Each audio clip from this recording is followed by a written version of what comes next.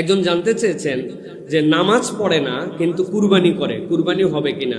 সাথে সাথে আমার জানার বিষয় হচ্ছে অনেক সময় ভাগে বেনামাজির সাথেও কুরবানি দেওয়া হয়, এই ক্ষেত্রে জেনে বুঝে বেনামাজির সাথে কুরবানিতে ভাগ দেওয়া যাবে কিনা। প্রিয় ভাইয়েরা, এক নম্বর বিষয় যেটা, সেটা হচ্ছে নামাজ পড়ে না কিন্তু কুরবানি করে, কুরবানি হবে কিনা। এর দুইটা পার্টের উত্তর আছে, একটা শুনলে আপনাদের কষ্ট লাগবে, একটা খুশি লাগবে।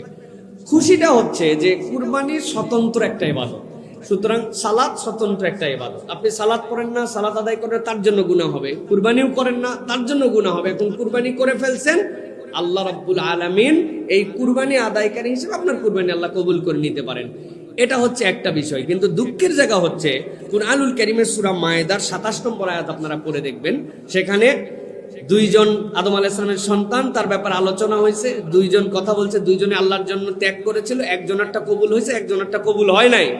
এই নিয়ে তাদের মধ্যে যখন গন্ডগোল, আল্লাহ আয়াতের শেষের অংশে বলেছেন ইন্নামা ইয়াতাকাব্বালুল্লাহু মিনাল মুত্তাকিন, আল্লাহ কবুল করেন কুরবানিটুকু কেবলমাত্র মুত্তাকি যারা, তাদের পক্ষ থেকে।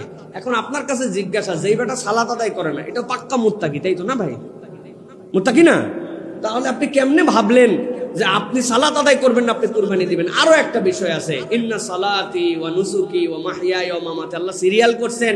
আগে সালাত, আল্লাহ আমার সালাত আপনার জন্য, তারপরে নুসুক।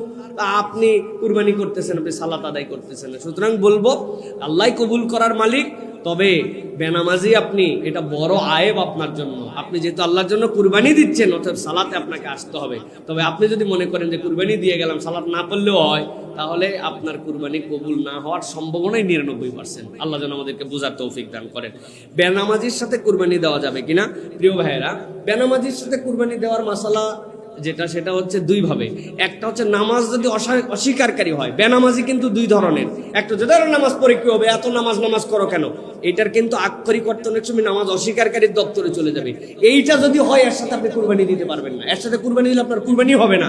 আল্লাহর হুকুম সে একটা অস্বীকার করে, কিন্তু আরেকজন নামাজ পড়ে, সারে জুম্মা পড়ে, অস্বীকার করে না, আবার বললে একটু মাথা নত করে থাকে, তার এই দোষ স্বীকার করে না। এরকম লোক যদি হয়, তাহলে যদি আপনার কুরবানি হয়, আপনার কুরবানি হয়ে যাবে। তবে বরাবর একটা কথা মনে রাখতে হবে যে ভাই, আপনার ছাগল দিতে কিসে ঠেকায়?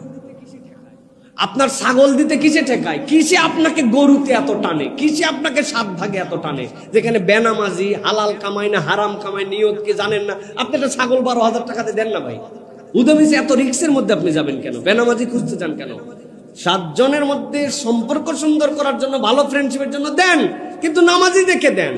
আপনি কুরবানি দেওয়ার পরে নামাজ কবুল হবে কি হবে না, এই মাসালায় যাওয়ার আপনার দরকার কি? এত রিক্সে যাওয়ার দরকার